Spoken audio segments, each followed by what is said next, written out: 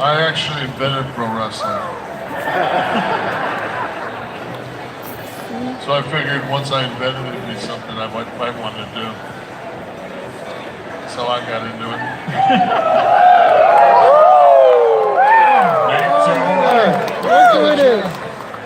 I will gladly stand for Mr. Flair. Hey, babe.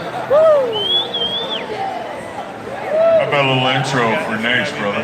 Ladies and gentlemen, 33-time real world champion, Ric Flair.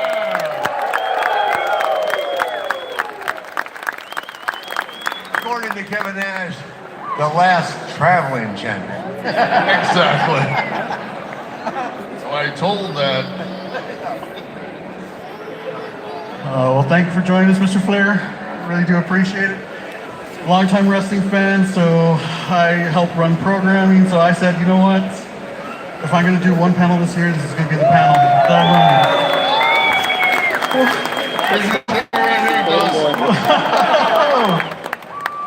You got Jeffrey right here, man. No, they said you guys weren't coming, so I tidied it up. You all can assume they're either going to All In or I'm becoming part of the clique. A or B. I think you'd be welcome in both places. I've heard throughout your career you've been all in. Would I be allowed in the clique? Would I be allowed in the clique? Hell yeah. Oh, You're part of that new clique that's running wrestling. If you haven't heard, there's something else going on in wrestling world. there is. Yeah, you made history there in Vegas. I did. Yeah, it's called Dragon Gate. Dragon Gate, baby.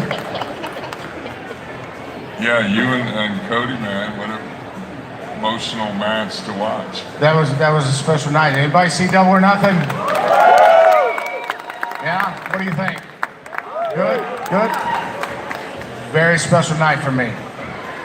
Probably the most special night I've had since Razor Ramon. Oh, shucks.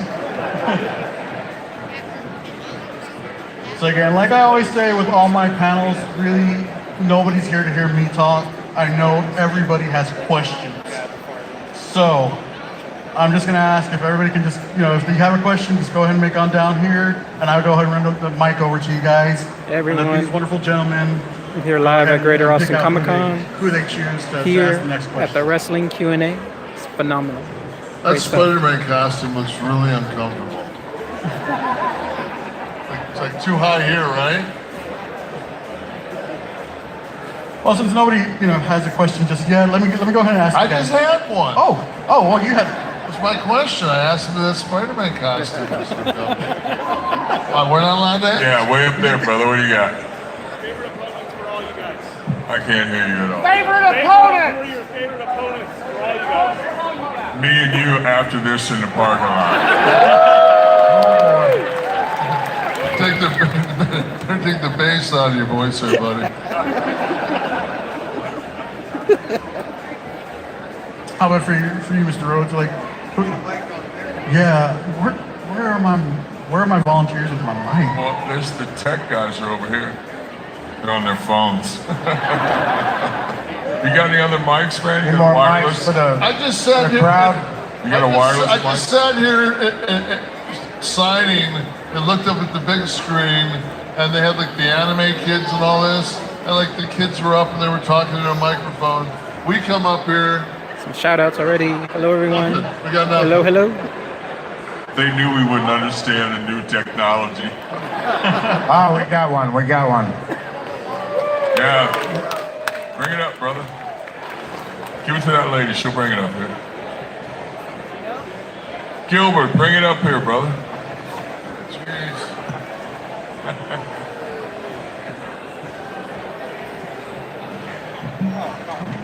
Is it on? Okay.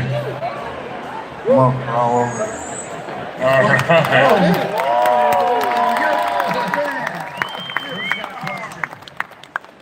Dustin's he's gonna have his own talk show on the network. You're gonna go out in the crowd. Ladies and gentlemen, what's your name? Sarah, Sarah, nice to meet you. Where are you from? Who's your question for? for everybody, really. Do you have a favorite Vince McMahon story? Favorite Vince McMahon story. Here we go. I'm sure the Nature Boy has a lot of stories. Well, I just have known him the longest, so one that I can tell. No. Thank you. Actually, my favorite story, which is one I can tell. We were in Afghanistan visiting troops, which, as everyone knows, the WWE is very supportive of our military, not only here but abroad. And we used to all go over there for 7 to 10 days, actually 7 days, in between Raw and Raw to visit troops around the Christmas season. And the last time we did it, I think they'd been over there like a couple people, but not a whole crew. We This is the wrestling got there, panel, spent guys. The 6 days there. WCW, The day we were NWO, supposed to leave, Ric Flair, our plane Kevin was Nash, broken down. Scott Hall, And that's been kind of an experience legends in the wrestling world. that probably happens a lot of times in life. Anything to get you there, but you don't care how you get back, you know what I mean? And so the plane wasn't ready, and we had to be at Raw, and this is Sunday, so we're gonna pick up a day coming back, but so you're not allowed to drink in Afghanistan. Why, I can't believe, but you're not. So we were all 7 days without a drop, and I'm the first to admit that was not easy at all. That alone would cause a war. Yeah. So we got on the plane, and the plane, of course, was loaded down with beer and all that. And then it took off, we could drink. So we got to Ramstein, where we refueled to come back on our way to JFK, because Raw was in New York. We landed, and we had like an hour and a half turnover to refuel and all that. So they took us all in the officers club. Vince always goes on these trips. That's the point of the story. He very rarely asks you to do anything. As a matter of fact, I can't think of anything he's asked any of us to do that he wouldn't do himself. Basically, that's the truth. So we got in there and we got him drinking, and he's a lot of fun when he's drinking, because he reminds everybody he has a lot of money. So this lieutenant comes in and walks over to him. We're at the table, all of us, and he goes to Mr. McMahon, wheels up, or you guys aren't getting out of here today. And brother, that guy is somewhere, he's probably still in a cell. He was reduced from being a captain and informed that Mr. McMahon would have a 747 of load in there in a half hour, and that he'd take off when he wanted to, and to tell the colonel or the general, whoever else was running the place. That's the way it was. And we just stayed for another hour and drank like hell. Then we got on the plane when we wanted to, kind of the way he operates, right, Kevin? Absolutely. Yeah. Kevin was there tonight in Colorado Springs. He was going to buy the hotel. When Vince drinks, he's a lot of fun. Yeah, he is. But since they've become a public company, he's calmed down. As have we all had to a little bit. Yeah, no more robes. I was there. Of course you were. You're the one that didn't get fired. Me and Hall did it. I immediately ran up and sat next to Stephanie. Oh, God. The flight from hell. Which one? You get on a flight with professional wrestlers, and you look, and there's 7 different bottles of Jack Daniels with the handles. Those are gallons, I guess. And you just see them being passed like this. Hey, What could go wrong? Dustin. Yes, sir. Yes, sir. Remember Arn got on the plane? cussed you out for having Undertaker's seat because Taker got hurt. Yes, So he did. oh, excuse me, I hurt. I'll move right now. He shipped me to the back of the plane. Yeah, I know. Get your ass Oh, he was back. cussing everybody out because I don't know how he does. I got the whole dialogue of everything except the last couple hours. When Arn would get hot, oh man, you knew it. Chicken, move over. Yeah, everybody, he used to call me Chicken. There's another name he used to say, we can't say that here, but I had your lawyer trademark it today. yes. All right, let's get another question. Right here. What's your name? Ron. Where you from, Ron? Originally from Illinois, but I live here in Austin. Oh yeah, okay. What's your question? Who's it to? This is for everyone. Your favorite opponent of all time, just one, and then of the new stars of today, the current stars, any roster, who would be your ideal opponent? Ideal opponent and favorite wrestler of all time. Favorite opponent of all time. Mine personally, probably there's like 5. Yeah, you can't pick You one. can't just pick one. I mean, my teachers were Arn, Barry Windham, Bobby Eaton, Larry Zbyszko, and Ricky the Dragon Steamboat. So those are the guys that I learned the most from. Larry Zbyszko. I learned what not to do with Yeah, Larry Zbyszko. thank you. Let's get that accolade out there. Oh, God. I learned a lot watching Ric Flair and my dad, a lot. So I really loved that big rivalry and feud that they had for so many years. It was a lot of fun growing up watching that. That was entertainment at its best.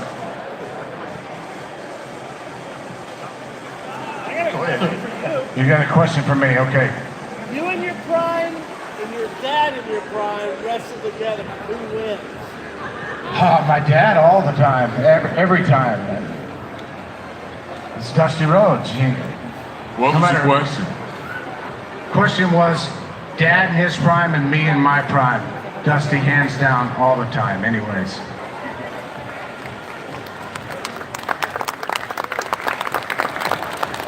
I'm faster than him though. I'll slap him and run.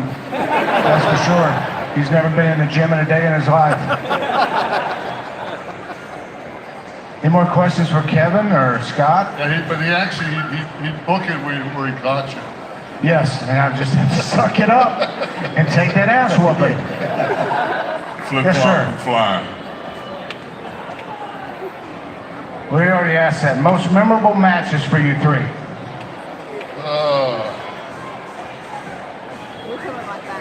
I got that CTE thing going. I don't remember any of it. CTE for Kevin. Sorry, guys. I would think, I mean, there's so many different things that are memorable. Like, memorable as far as like your first pro match.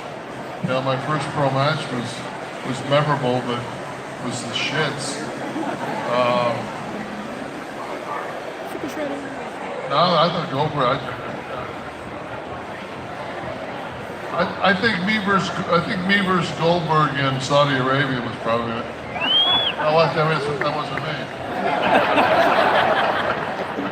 I don't know. I'm gonna pass. Scott, What's the question? Favorite opponent? favorite match? Favorite match of all time.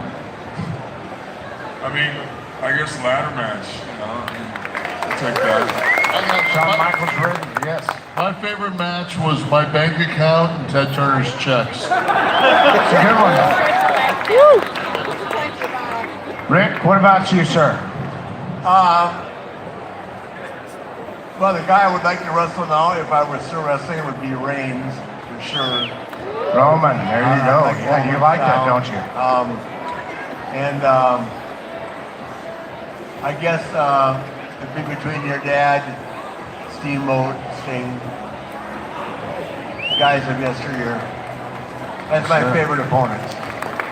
Hard to pick one, unlike Kevin. Hard to name one guy, but they were all great and all for a different reason. This young man has a question for Ric Flair. Hey, Ric Flair, how's it going? The wheeling, dealing, limousine riding, jet flying, Kid Stealing, son of a gun, it's good to talk to you. Thank you. I want to know, how was it like to be in that music video? You were in a rap music video recently, and I thought you were looking real sharp. Can you tell us about that? Actually, it was, I didn't have any idea how big that would be. It's gone triple platinum, the song, so it was fun doing it, and it's always fun to be around people that respect our business and admire you for things that were 30, that's all from stuff 30 years ago now, or 25 for sure. It's always fun, and I look back on it, I didn't get paid nearly enough, but I gotta blame that on my agents. Nobody anticipated triple platinum, that's a lot of records. Yeah. Very cool music. But Very cool. I'll tell you what Offset did. Another shout He out. FaceTimed Hello, me everyone. while I was in the hospital this last time and offered to lend me money. I'm gonna say. You should have said, no, you don't lend it to me, just give it to me. Yeah. Since you didn't bring it up anyway. He goes, do you give me, you need your money today? No. I got insurance this time.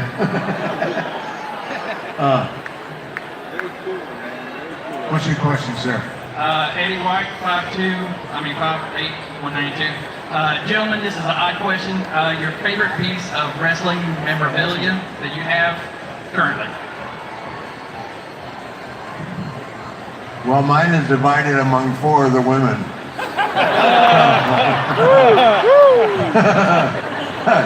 I got the That's gold program dust, from everyone. today's show. Yep.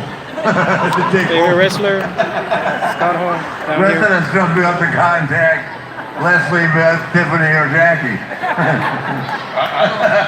I don't have anything. I don't even have, I got some photos.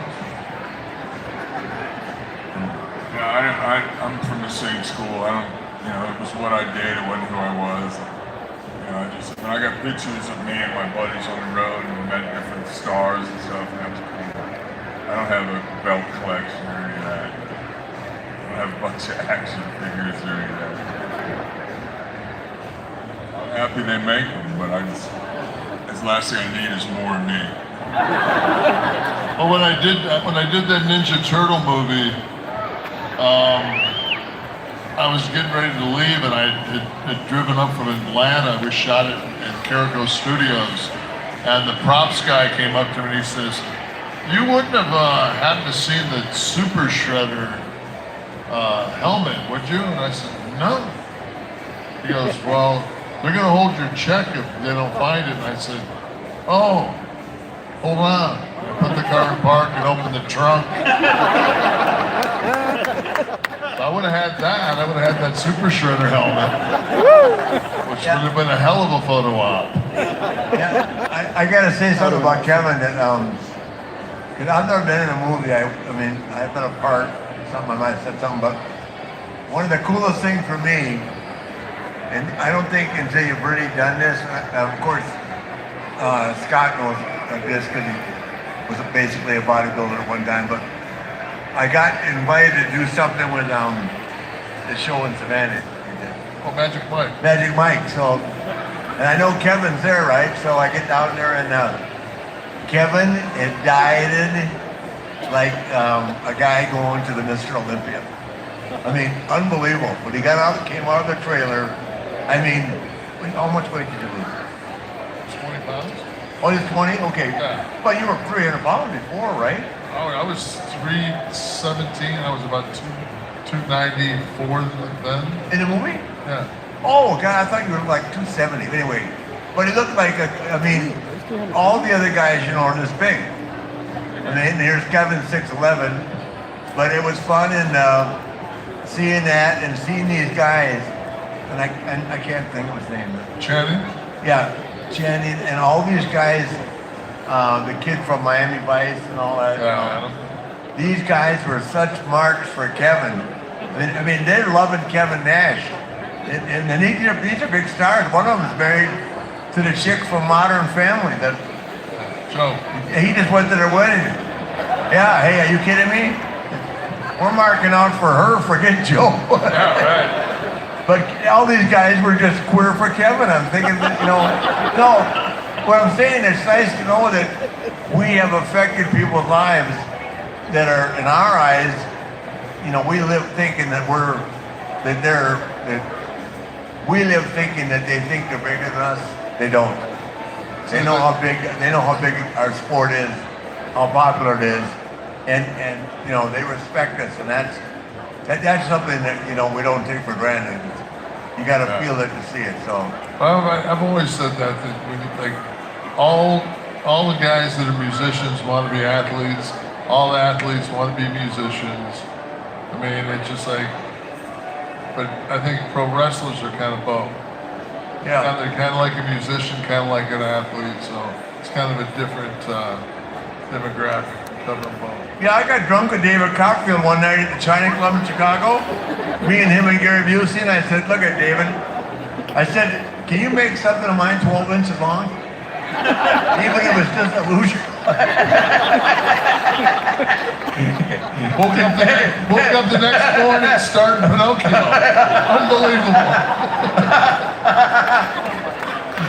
Yeah, don't ask the three of us if we've had any fun, and don't leave him out of it up there. I've had a lot of fun, yes. We got time for one more question? The only guy that's not in rehab here is Kevin. I got a strong liver. Been there, done that. Can't hide from where we've been. Hello, I got a question for what's your best Hulk Hogan story? Hulk Hogan? Hulk. For me, lending me money when my son was in the hospital dying. That's the guy's honest truth. I said it in New York that night, and Kevin and I and Hulk Hogan got so drunk in the New York Marriott.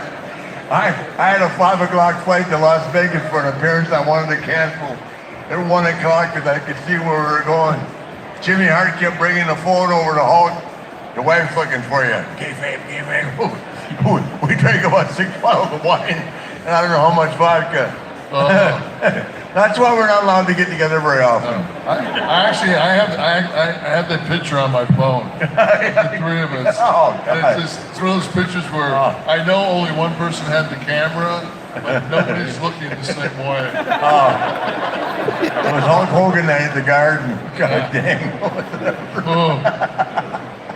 My favorite Hulk story is I didn't really know Hulk much in my wrestling career. So when we did that thing at Bash the Beach, and you know, I don't remember seeing him before the show.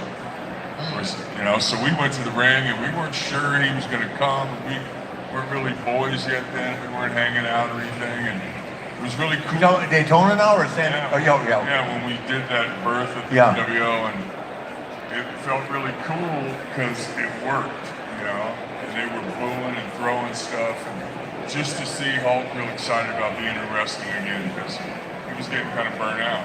So that's my favorite Hulk memory. I have 0.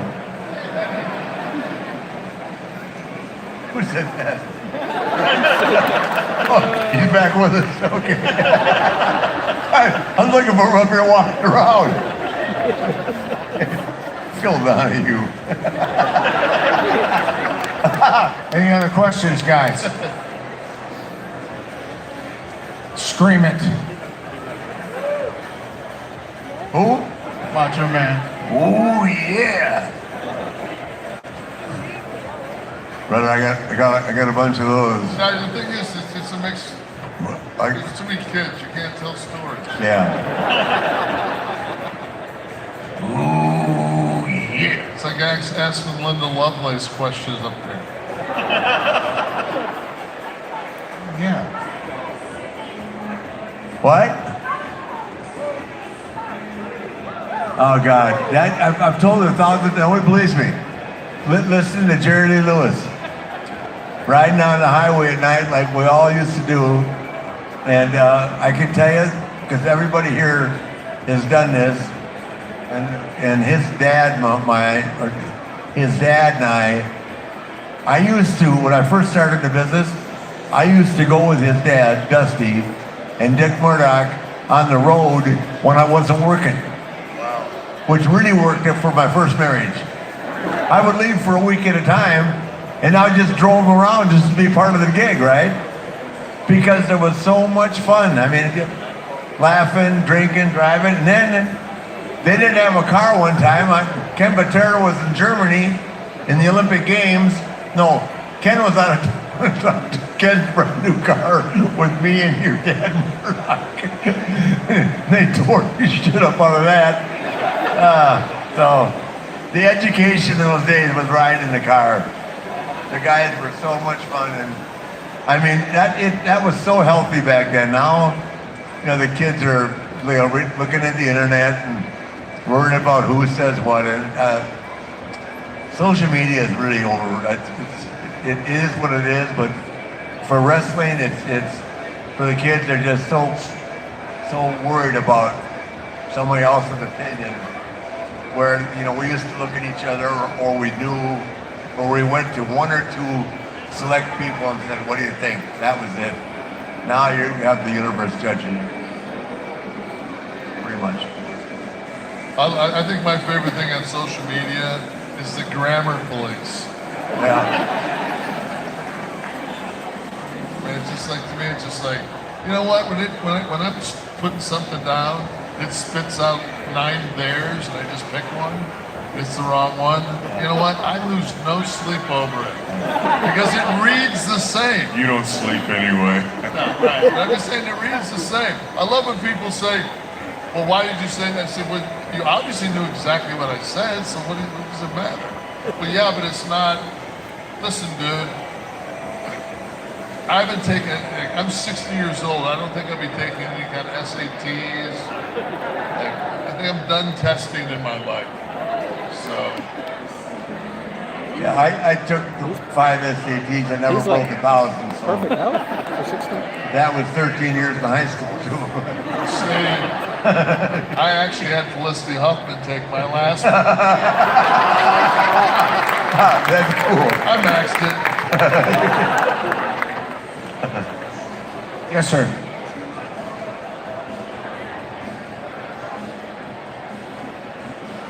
It was incredible, man. These guys were larger than life heroes, and you know, to be in the dressing room when you're 15, 16, looking at these guys going out there and performing and doing what they do best, that's what I wanted to do, and I knew that from a very early, young age, and those dreams came true for me. So I loved it. I loved all these guys, all the ones that came before me, all the ones that paved the way. They did a lot for me in my career. I have a question for Rick, though. Wasn't there a story of, I believe it was Murdoch, it might have been Blackjack, I'm not sure, and Dad taking a donkey into a bar? That was in Minneapolis when I first started. Zeb, then the donkey not only came in the donkey lived in their apartment.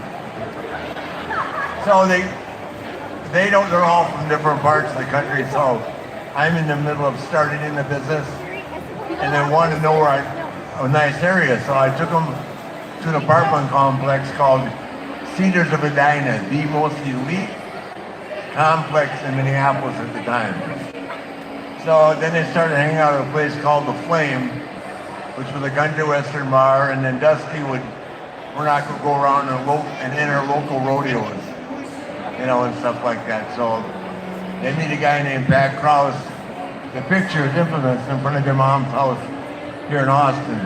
It's me, Ray Stevens, Pat Krause. Anyway, they got a donkey, and they kept the donkey in the apartment. So that really worked for the apartment complex. Both they and Morocco lived there, so I was double ixnayed from that place.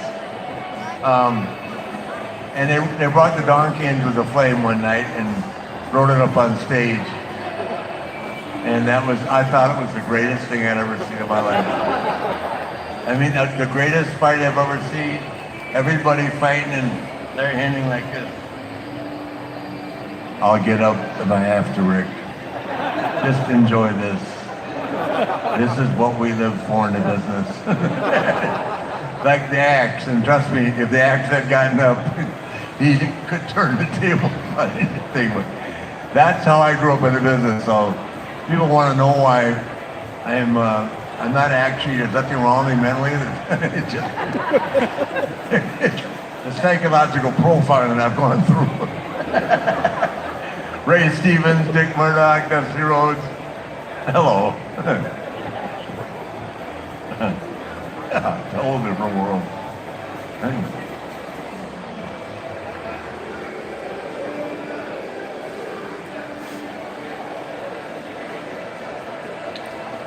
I never rode with a bad person. I wouldn't ride with someone like that. They're drive by themselves.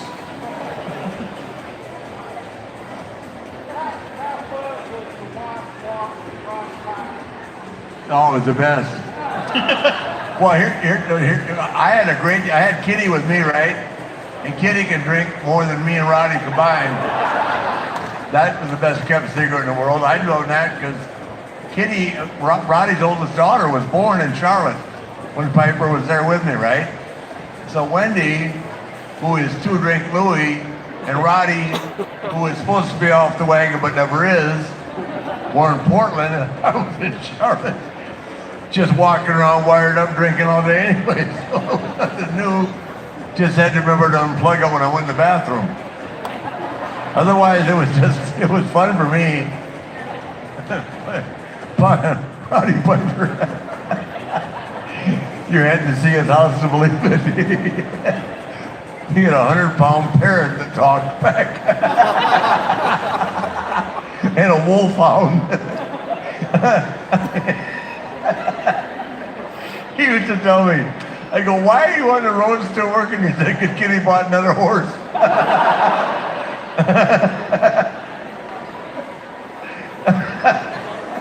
His claim to fame of living 2 miles from Phil Nike.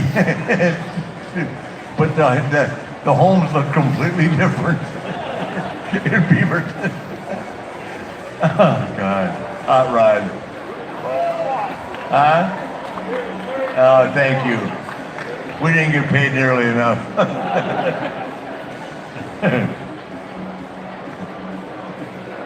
So we got time for one more.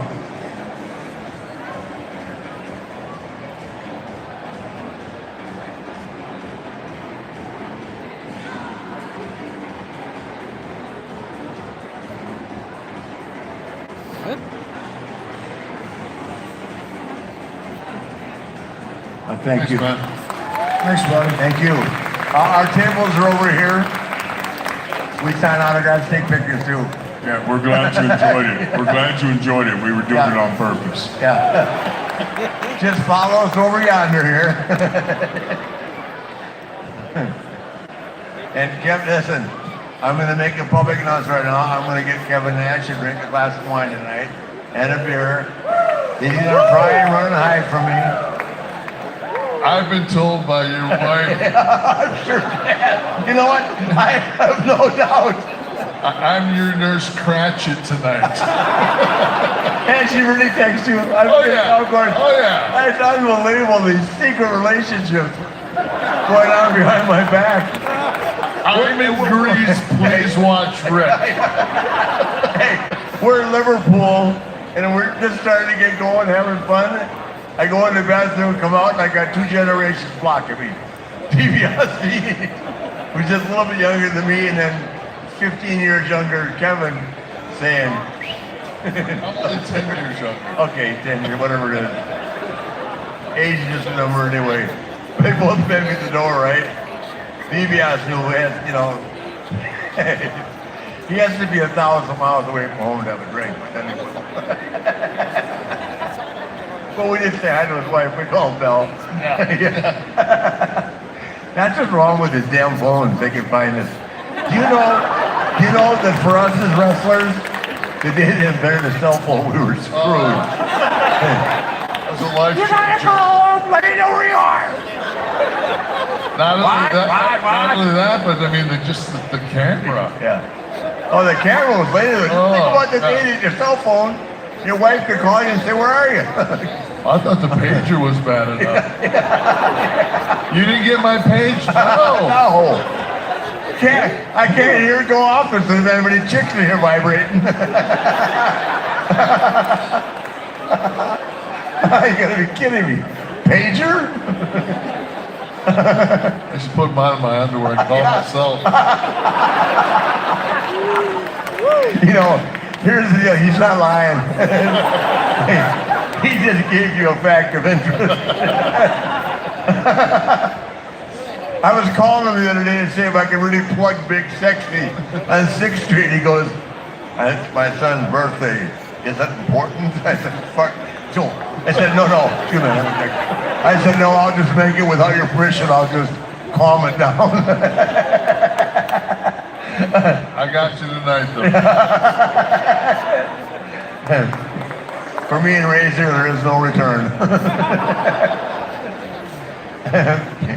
I took that vow, got my coin, and walked across the street and had a beer from where I was in for 30 days. Nice meeting you. Appreciate the coin. I ain't coming back. And by the way, I'm not going to wash that white van on a public street anymore either. And I'm not going to the grocery store and helping somebody else pick out their groceries. I've missed all this fun. Oh, yeah. Well, rehab is a lot of fun. They faked me out for a day. I was really upset that I figured out. They'd ask me, "You okay, Rick?" I go like this. "No, why?" "Well, why do you think there's something wrong?" "Yeah, don't try to work with me." Then they wanted to send me to sex rehab.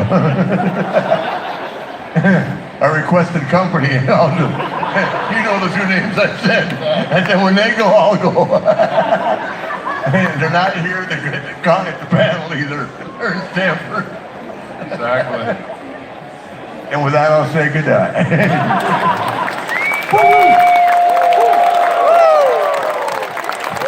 Ladies and gentlemen, Dustin Rhodes, Scott Hall, Kevin Nash, and Ric Flair.